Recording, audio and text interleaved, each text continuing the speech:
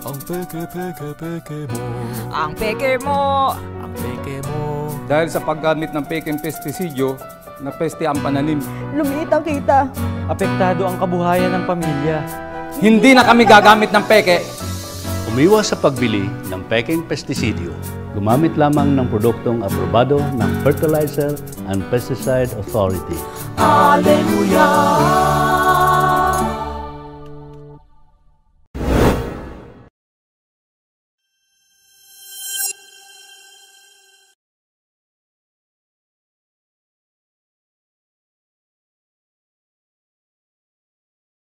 The government of the Philippines has adopted a Quality Management System or QMS in the bureaucracy in recognition of the International Organization for Standardization or ISO 9000 series to build a quality culture that characterizes customer-driven organizations and to further strengthen the global competitiveness of the government sector. In this connection, several presidential directives and legislative measures were made and enacted. These include Republic Act No. 9013 or the Philippine Quality Award Act, Executive Order No. 605 Series of 2007 or institutionalizing the structure, mechanisms, and standards to implement the Government Quality Management Program, and the Memorandum Circular No. 2015-1 of the Interagency Task Force on the Harmonization of Government Performance, Monitoring Information and Reporting Systems, where only ISO-certified or aligned government agencies may be qualified to receive Performance-Based Bonus or PBB effective 2015. Since 2015, the FPA has crafted and continuously revised its operations manual that is aligned to ISO 9001-2008. However, in mid-2017, the FPA management decided to institutionalize and establish its own QMS as a technical regulatory organization following the Philippine National Standard or PNS on ISO 9001-2015. It started to cover one core function, which is the provision of the services for the issuance of licenses, registrations, and permits on fertilizer being done by the Fertilizer Regulations Division. In October 2018, the FPA obtained its initial recognition as an ISO 9001-2015 certified organization from TUV Rainland Philippines Incorporated. While working on its ISO 9001 certification, the FPA, through its Laboratory Services Division, is also preparing a part of the FPA QMS to be aligned with the management and technical requirements of the PNS ISO IEC 17025-2005 to further ensure customer satisfaction by providing reliable and accurate laboratory test results. The FPA became an ISO IEC 17025-2005 accredited organization in September 2019 after passing successfully the initial on-site laboratory assessment conducted by the Philippine Accreditation Bureau or PAB. The implementation of QMS is a strategic decision for FPA to improve its overall performance and provide a sound basis for sustainable development initiatives. Through QMS implementation, the agency was able to consistently provide services that meet customer and applicable statutory and regulatory requirements, facilitate opportunities to enhance customer satisfaction, address risks and opportunities associated with the organization's goals and objectives, and demonstrate conformity to specified quality management system requirements. At the same time, the FPA was able to facilitate a successful management culture that is customer-focused, exemplifies leadership, engages people, follows a process approach, aims for continual improvement, exercises evidence-based decision-making, and values relationship management. However, FPA did not stop from there. As part of a continual improvement, the FPA tied up with the Development Academy of the Philippines or DAP to establish a certifiable QMS covering all management, core, and support processes at the FPA Central Office in 2019. DAP initially assessed the existing QMS of the agency, which was focused on the issuance of licenses, registrations, and permits on fertilizer. Through the technical and financial assistance extended by the DAP, FPA's Quality Management Committee and Secretariat underwent several trainings and seminars and revisions to the FPA Quality Manual and operational procedures.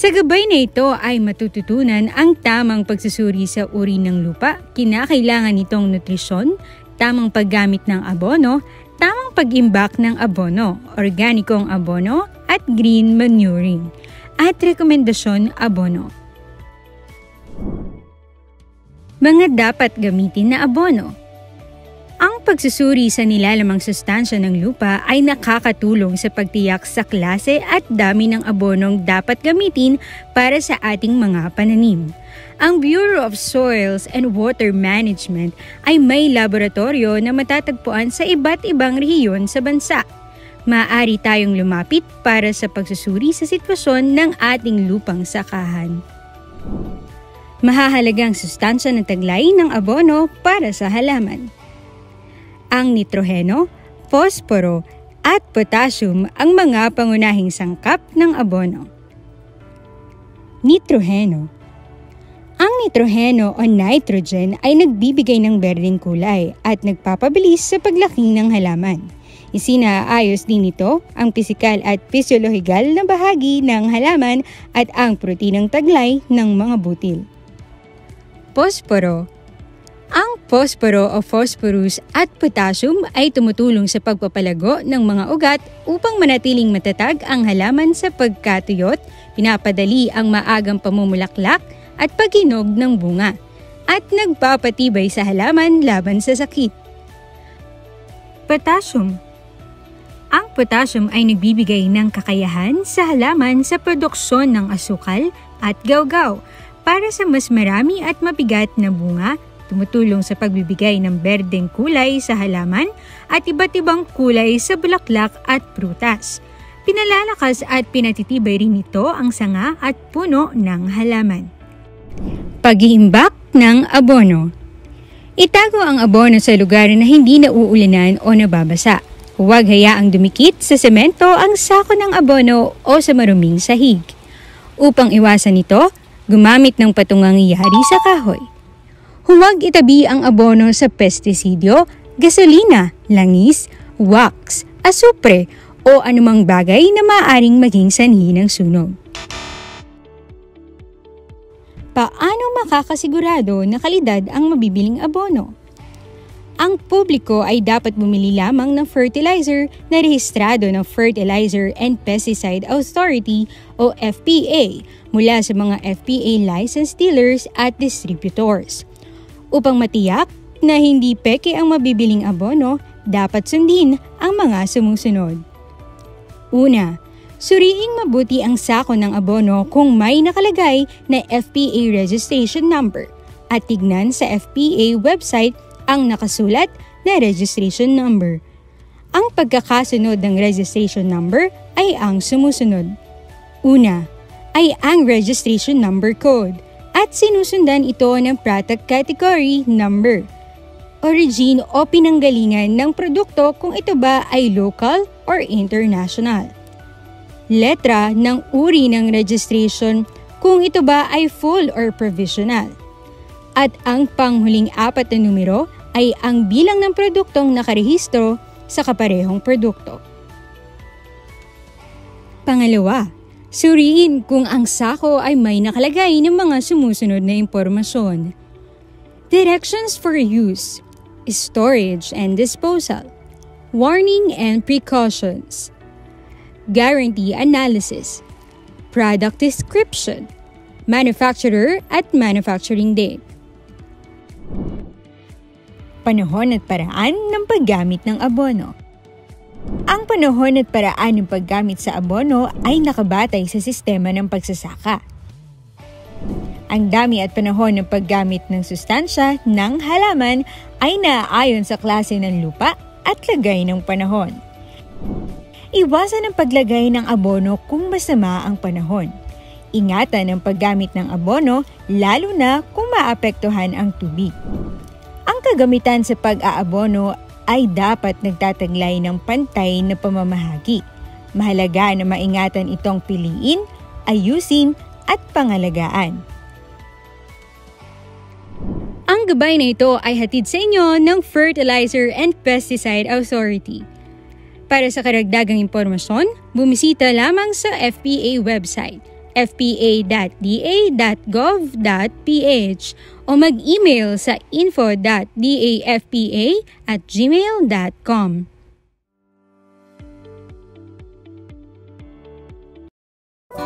Ang peke mo. Ang peke mo. Ang peke mo. Dahil sa paggamit ng peking pestisidyo, napeste ang pananim. Lumiit ang kita. Apektado ang kabuhayan ng pamilya. Hindi na kami gagamit ng peke. Umiwas sa pagbili ng peking pestisidyo. Gumamit lamang ng produktong aprobado ng Fertilizer and Pesticide Authority.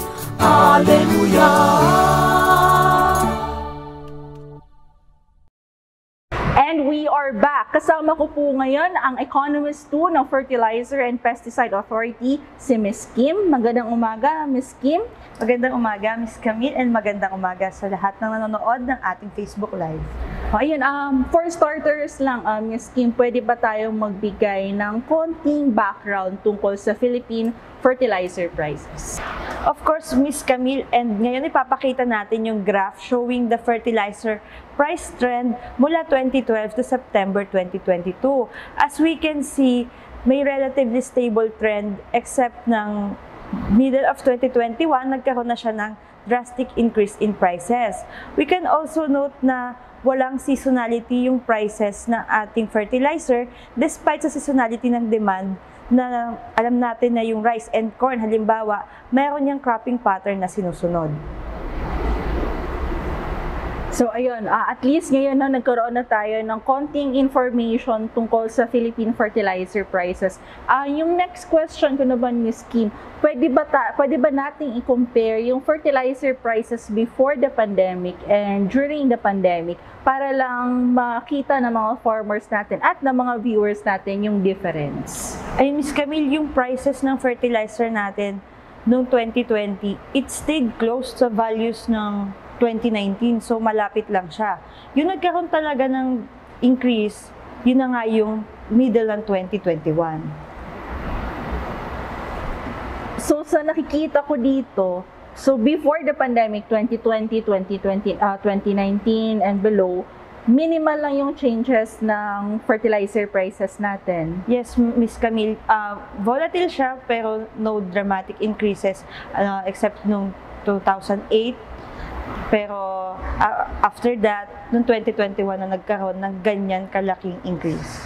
So ayan, clear naman sa ating mga viewers yung background ng Philippine fertilizer prices. Now, speaking of fertilizer prices, Ms. Kim, pwede ba tayong magbigay ng comparison ng prices before the pandemic and during the pandemic para lang may guide yung ating mga viewers tungkol dito? Ayun, Ms. Camille, yung prices nung pandemic, yung 2020 prices na kalagitnaan talaga ng stringent lockdown sa bansa, yung prices is still close to the 2019 prices. Nagkaroon lang talaga ng dramatic increase nitong middle of 2021. And to show you, ipapakita natin yung prices ng 2020, 2021, and ngayong 2022. Ngayon po, ayan po ang ating third quarter prices. Comparison po siya ng 6 major grades. So nakikita po natin, halimbawa, ang urea. 2021 versus 2020 prices po, 39% mahigit, halos 40% ang itinaas sa presyo. And lalo pa po itong nagtaas noong 2022. Kita naman po natin, 83% ang itinaas ng presyo ng urea. At ganun din po sa ibang grades, lalo pong tumaas noong 2022 yung presyo. Idagdag ko lang din po, ito po yung comparison naman ng 2021 and 2022 first quarter and second quarter. Meron po talagang mahigit 100% increase in prices, especially po urea and amosol. And yung iba po naman nating grades, pinakamababa na po yung change na about 50%. Ganun po kataas, Ms. Camille, ganun ka-dramatic yung naging increase in prices. So yung nakikita ko dito, Ms. Kim, before the pandemic, 2019, even 2020, yung prices ng fertilizers natin, minimal lang naman yung changes. Ibig sabihin, hindi naman ganun karamdam na yung pagtaas ng presyo na ating mga farmers. Nagsimula siya bandang 2021 kung yes, saan bigla na lang talagang tumaas yung presyo ng fertilizers. So kung ganun yung situation natin, Miss Kim, hindi ba pwedeng mag-produce na lang tayo ng sarili nating fertilizers kaysa mag-import tayo, since masyado ngang mataas, and at least kung mag-produce tayo, mas makakamura or mas makakasave tayo. And for the information lang ng audience po natin, yung pinag-uusapan po natin dito ay inorganic fertilizers. So yun, hindi ba tayo pwedeng mag-produce na lang? And itong situation na to, yung nararanasan natin ngayon, nararanasan lang ba ito ng Pilipinas or concern din ito ng ibang mga bansa? Ayun, Miss Camille, so bakit nga ba hindi tayo mag-produce ng more fertilizers? So, para lang sa kaalaman ng lahat, 90% ng fertilizer sa Pilipinas ay ini-import or inaangkat natin.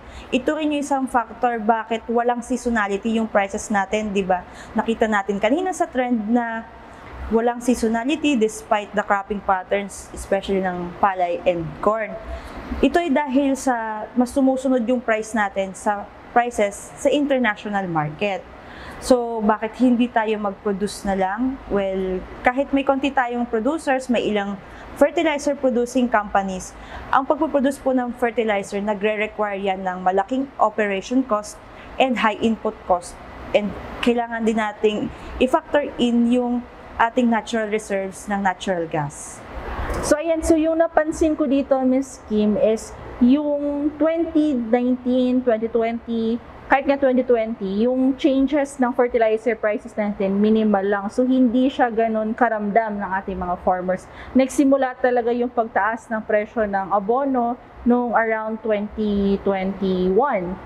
So, itong nararanasan natin dito, Miss Kim, concern lang ba ito or problema lang ba ito ng Pilipinas or yung ibang bansa din nakakaranas ng ganitong problema? No, Miss Camille, itong pagtaas ng presyo ng fertilizer, ito'y naramdaman globally. So ayun, Miss Kim, sabi mo nga na it is an international concern. Ibig sabihin, hindi lang Pilipinas yung nakakaranas ng ganitong problema, pati yung ibang bansa. Ayun, Miss Camille, meron naman tayong mga local fertilizer producing companies. In addition to this, Miss Camille, ito yung ilan sa mga fertilizer manufacturing companies dito sa Pilipinas. Andiyan ang Atlas Fertilizer Corporation, Philippines Phosphate Fertilizer Corporation or PhilPhos, at ang Chera Agri Technologies Incorporation. So ito naman, ipapakita natin yung local fertilizer production ng major grades dito sa Pilipinas ngayong 2022. So makikita natin dyan na yung complete fertilizer or yung 14-14-14, yan yung may pinakamalaking porsyento ng production sa Pilipinas. Nasa 80% siya. Noong 2021, almost the same value na 80% din siya. Yung iba ding pinoproduce ay meron ng Amofos at yung DAP or 18460. Ito naman, ipapakita natin yung domestic utilization. Ito, Miss Camille, ay pinagsama na yung production and importation volume natin. Makikita dyan yung importation, production, and exportation. Yung exportation natin, napakaliit lang na porsyento nito. And yung makikita natin ngayon dun sa graph, malaki yung importation compared sa production, Miss Camille. Ito, ma-observe ninyo na tuwing June and July, mataas yung utilization natin ng fertilizer. Yung pattern ng 2020 and 2021, it is the same. Pero makikita natin dun sa 2022 compared to the previous years na mas mababa siya. Makikita natin dito na yung importation compared to production ay malaki talaga yung pagitan. Dahil sabi ko nga kanina, 90% ng fertilizers dito sa Pilipinas ay ini-import natin. And ito naman yung isa, by fertilizer grade, makikita natin dyan na kung anong grades yung kinoconsume natin na madami sa 2020 to 2022. In both graphs, mapapansin natin na yung pattern niya sa volume ay yung 2022 compared sa 2020 and 2021, mababa siya. Yung importation nga natin ngayon, Miss Camille, yung volume ng 2020 importation, as of October, 73% pa lang siya nung importation volume ng 2021. So, bumaba yung importation natin compared sa last year. And i-add ko lang yung top source countries natin ng fertilizers. Number 1 is yung China na nasa 4,500,000 metric tons na yung nai-import natin from 2018 to 2022 of September yan. Yung other countries, andyan yung Indonesia, Malaysia, Qatar, Japan, and Canada. So, yan po yung mga bansa kung saan tayo nag-aangkat ng pinakamaraming volume ng fertilizer. And ito, Miss Camille, balik tayo sa prices, pero this time yung fertilizer import prices naman yung i-discuss natin. So, itong prices na pinapakita natin ngayon sa graph, this is from 2021 to 2022 CFR values. Nakikita natin dyan yung from January 2021, pataas siya ng pataas hanggang 2022. At nakikita natin dyan yung urea, especially nung end of 2021, ayun, may malaking increase. Tapos nito ding April, may yung DAP, sobrang laki din ng increase. Pero towards itong past months, nakikita natin na merong pagbaba na nagaganap and may grades na tumataas ulit. So, napaka-volatile talaga ng import prices. And ito, Miss Camille, ipapakita natin ngayon yung fertilizer import prices ng January and July 2021 versus January and July 2022. So, example, Miss Camille and ating mga viewers, nakikita natin dyan yung urea noong January 2021, nasa $314 per metric tons lang siya. Pero after a year, naging siyang halos doble na $600 per metric tons. Nung po makikita natin yung iba-ibang grades, nag-increase din po silang lahat within that period. Ito po yung price change increase naman natin. Makikita natin dyan yung Amosol nga po. Ang laki ng in-increase, mahigit 200% nung January 2021 versus January 2022. Yung Amofos din po, nasa 101% mahigit. And yung iba, nasa 80 to mahigit 90% na, halos 100% increase na din po. Lalo na nung July 2021 to 2022, yung comparison po, though yung urea and Amosol, mas maliit na po yung increase, mas tumaas yung increase ng Amofos, Complete, and MOP. Yan po. So, mapapansin natin talagang may volatility sa prices, pero ang laki po talaga ng pagtaas ng presyo. So, ayun, detailed naman yung explanation ni Ms. Kim. No? Dito nakita talaga natin yung trends ng fertilizer prices before and especially starting ng 2021 hanggang ngayon 2022. So, with this in mind, Ms. Kim, ano ba yung mga reasons kung bakit biglaan naman yung pagtaas ng fertilizer prices natin?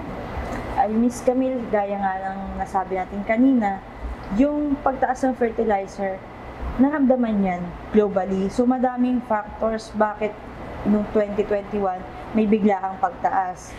So, ito yung mga dahilan bakit tumaas yung price ng fertilizers. Una-una dyan yung high input cost o yung pagtaas ng presyo ng natural gas. Sunod yung disruption sa supply chain, pagtaas ng demand sa fertilizer, yung export restrictions, may economic sanctions din, and yung high fuel prices. So, yung high input cost natin, unahin natin i-discuss. So, yung increase in natural gas prices na nag-result sa cutbacks in fertilizer production. Yung high natural gas prices, especially sa Europe, at yung pagtaas ng coal prices sa China, isa yan sa mga naging malaking dahilan sa pagtaas ng price ng fertilizer. Sunod naman yung export restriction and sanctions. Yung China, nag-impose sila ng export restriction sa kanilang mga fertilizers. Ibig sabihin, nililimit lang nila yung ini-export nila na fertilizers dahil pinrioritize nila yung sarili nilang demand sa bansa nila. Andyan din yung economic sanctions sa Russia and Belarus. So, alam naman po nating lahat na ngayon ay mayroong conflict between Russia and Ukraine. So, after nun conflict na yon, many countries yung nag-impose ng restriction sa Russian exports. And yung Belarus na ally ng Russia, ganun din, nagkaroon din sila ng sanctions. And it is important to note na yung Russia and Belarus, both are major fertilizer suppliers in the global market. So ito ipapakita natin ngayon, yung major global fertilizer suppliers. Makikita natin dyan na in total, ang Russia is second to China na nagpo-produce ng fertilizer. And ang Russia is fourth nitrogen supplier, and fifth phosphorus supplier, and second potassium supplier. So malaki talaga yung share ni Russia sa supply ng fertilizers.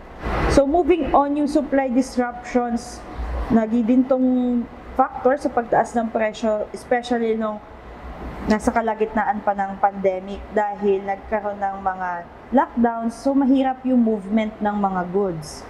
Yung increased demand naman, ito yung nag-cause ng supply disruptions dahil yung mga iba't ibang bansa, prioritize nila yung kanilang sariling demand. So, dahil nga nung related din siya dun sa disruption ng supply, ang ginawa ng mga countries is prioritize nila yung production nila ng sarili nilang pagkain. Yun namang high fuel prices, nakadagdag siya dahil sa pagtaas ng transport cost. So, dahil alam natin na pag mayroong shipment ng mga fertilizer and other goods, nadadagdag dun sa presyo yung ating transport cost. And ito pa yung mga additional din na nakakadagdag dun sa pagtaas ng prices. Yung nabanggit ko nga kanina, yung high fuel cost, especially given yung local supply chain natin. So, yung supply chain kasi dito sa Pilipinas, dumadaan siya sa madaming marketing channels. So, yung transport cost, nagpapatong-patong siya, dumadagdag siya every marketing channel. Also, yung ding foreign exchange rate, dapat natin siyang i-account for, especially this past weeks and past months. Unti-unting tumataas yung exchange rate natin. So, yung peso depreciation kasi, it would lead to higher cost ng foreign goods and services. At ito pa yung, dahil nga 90% tayo importer, di ba? Ang Philippines din is price taker. Hindi tayo nag-i-influence sa global prices. So, in relate dyan, ipapakita natin yung top fertilizer consumers. Ayan, makikita natin na number 1 fertilizer consumer is China, followed by India, United States, Brazil, and Indonesia. This is 2019 data from the Food and Agriculture Organization. Also, yung top importers, andyan ang Brazil, United States, India, China, and Indonesia. So, makikita natin na yung Philippines, nasaan ang Philippines, bakit hindi niya nai-influence yung price. So, in ang updated data naman from ITC Statistics, yung fertilizer imported value naman ito from 2021 na Brazil pa rin yung number 1 fertilizer importer, followed by United States and India. Yung Philippines dyan, makikita nyo na sa world share ng fertilizer imported volume, 0.88 lang. So, hindi po tayo nakakapag-influence ng price sa global market. So, ayun. So, detailed naman yung pagkaka-explain ni Ms. Kim no, tungkol sa factors kung bakit mataas yung presyo ng fertilizer. So, just to sum up, sinabi dito ni Ms. Kim yung mga reasons: high input costs, supply chain disruption, increased demand, export restriction, economic sanctions, and high fuel prices. So, yan po yung mga reasons kung bakit biglang tumaas yung presyo ng fertilizers. And Ms. Kim, we will be entertaining at least 2 or 3 questions right after this short break. Bakit mahalagang malaman ang tamang paggamit ng pestisidyo? Ang paggamit ng pestisidyo ay may mahalagang bahaging ginagampanan sa pagtaas ng produksyon ng agrikultura. Gayunpaman, kung hindi wasto ang paggamit, ang mga pestisidyo ay maaaring humantong sa paglaganap ng mga peste, pagkalason ng tao at hayop, kontaminasyon sa lupa, tubig at hangin na naglalagay sa panganib sa kapaligiran at kalusugan ng tao. Sa pamamagitan ng gabay na ito, mabibigyang kaalaman ang mga manggagawa sa sektor ng agrikultura partikular na ang mga magsasaka tungkol sa mga tuntuning pangkalusugan upang maiwasan ang anumang aksidente. Pagbili ng pestisidyo. Bilhin ng pestisidyo na angkop at ipinapayo lamang na gamitin. Huwag bumili ng may sira o depektibong sisidlan o lalagyan.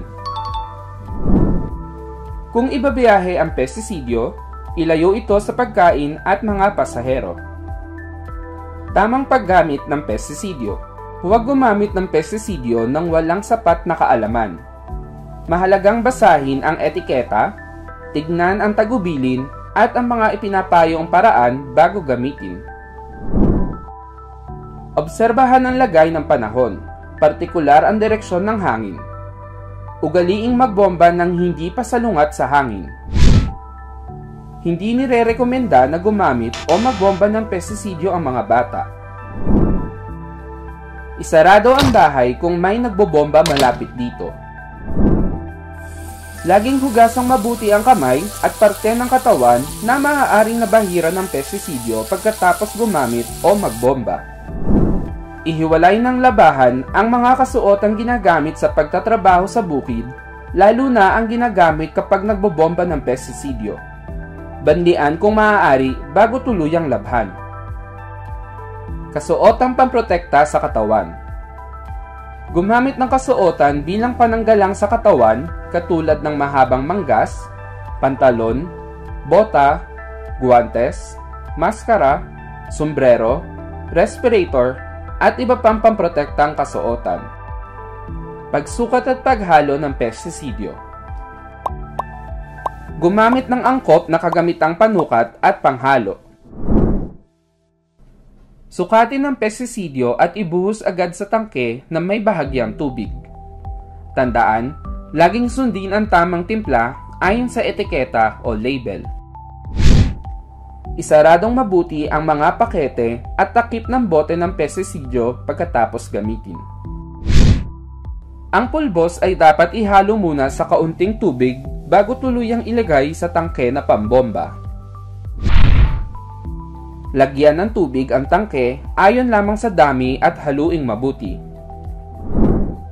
Hugasan ang lahat ng kagamitan pagkatapos gamitin sa lugar na malayo sa tirahan, balon, daanan ng tubig at pananim. Ang mga kagamitang ginamit para sa pestisidyo ay hindi na dapat gamitin pa sa ibang bagay. Huwag hipan ang baradong tubo. Gumamit ng tamang pansundot sa bara ng nozzle. Pangunang lunas. Huwag bigyan ng anumang inuming may alkohol o gatas ang pasyenteng inaakalang nalason. Ang maling paggamot ay maaaring magpalubha pa sa kalagayan ng pasyente. Kapag nasabuyan, agad ilayo ang pasyente sa lugar na pinaggagawaan. Hugasan ng malinis na tubig ang mata na nasabuyan ng pestisidyo sa loob ng 10 minuto. Alisin ang natapunang damit at hugasan kaagad ang balat. Tumawag kaagad at ipakita sa manggagamot ang etiketa ng nakapinsala o nakalasong pestisidyo. Pagtatapon ng basyong lalagyan. Butasan o basagin ang mga basyo at ibaon sa lupa.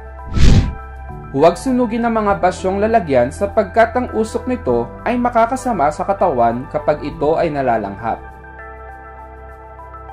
Sa pagbabaon ng mga lalagyan o basyo, kailangan ang lalim ng hukay o pit ay 1 metro kwadrado. Lagyan ng ilalim ng 2 hanggang 3 sentimetrong apog o lime at 5 hanggang 10 sentimetrong kusot o sodas. Ito ay magsisilbing palagiang tapunan ng basyo ng pestisidyo. Ang hukay ay dapat malayo sa daluyan o kuhanan ng tubig. Paano malalaman na kalidad o hindi peke ang mabibiling pestisidyo? Upang matiyak na epektibo at hindi peke ang mabibiling pestisidyo, ang mga mamimili ay dapat siguraduhing rehistrado ang produkto ng Fertilizer and Pesticide Authority o FPA at bumili lamang mula sa mga dealers at distributors na lisensyado rin ng FPA.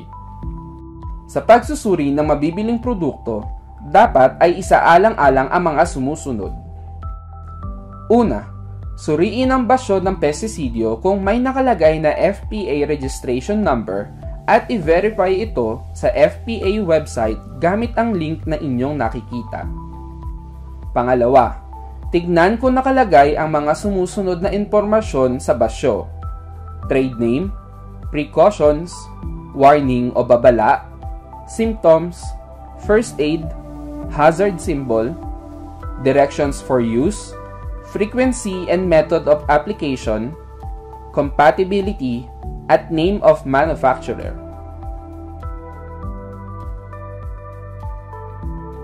Ang gabay na ito ay hatid sa inyo ng Fertilizer and Pesticide Authority.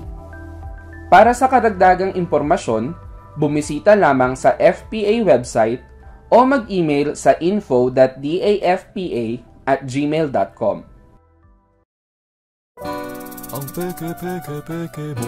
Ang peke mo. Ang peke mo. Dahil sa paggamit ng peking pestisidyo, napeste ang pananim. Lumiit ang kita. Apektado ang kabuhayan ng pamilya. Hindi na kami gagamit ng peke. Umiwas sa pagbili ng peking pestisidyo. Gumamit lamang ng produktong aprobado ng Fertilizer and Pesticide Authority.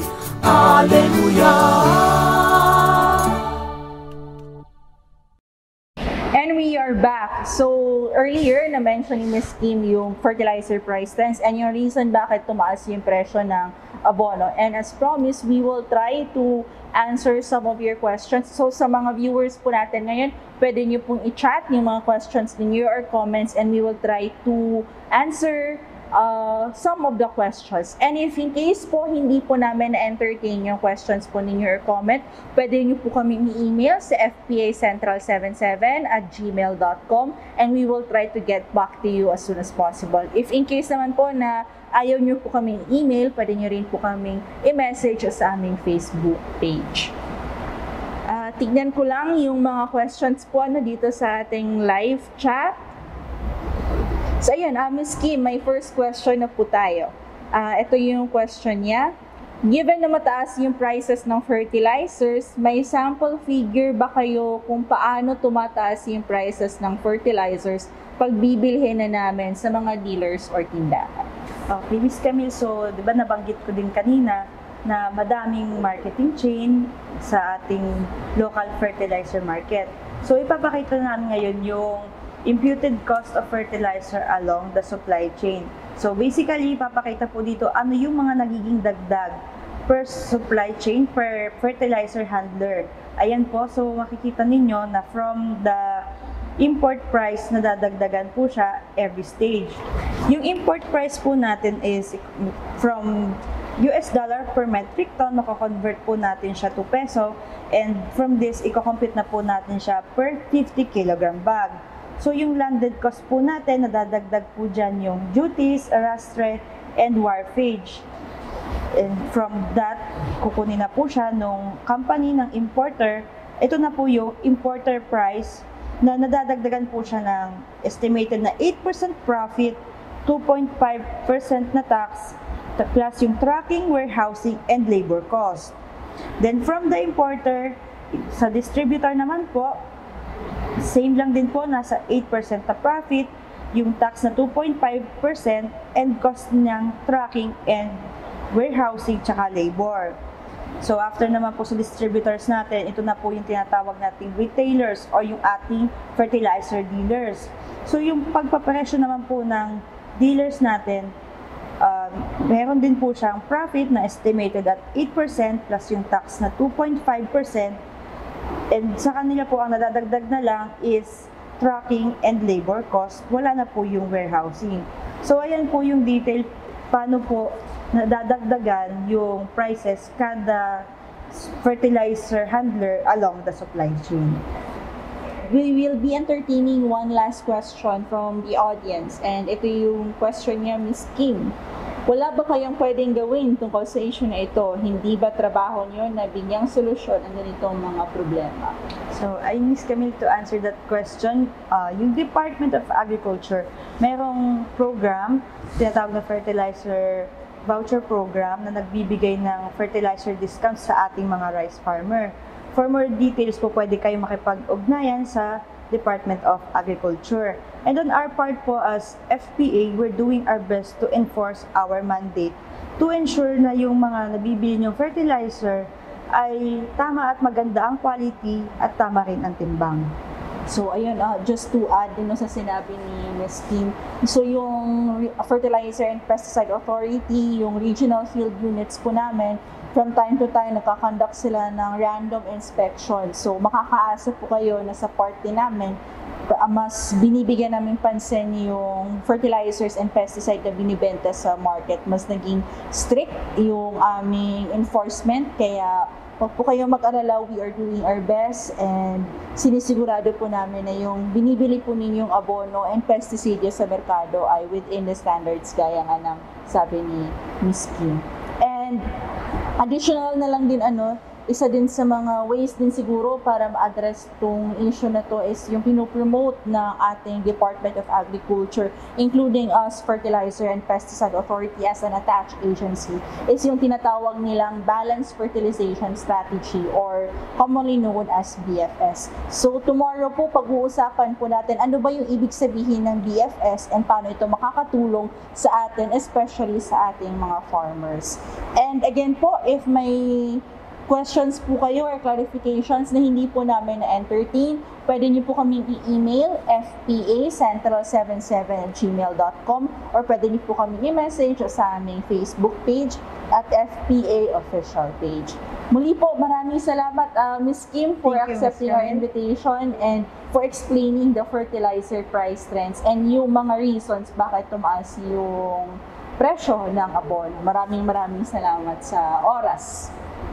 So, ayan, I think dito na po nagtatapos ang part 1 ng ating episode 2 kung saan na-discuss natin yung fertilizer price trends.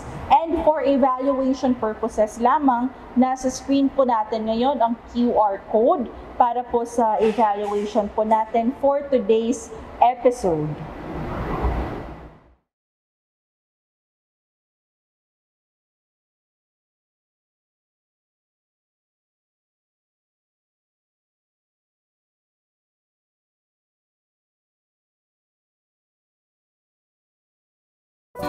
Ang peke mo.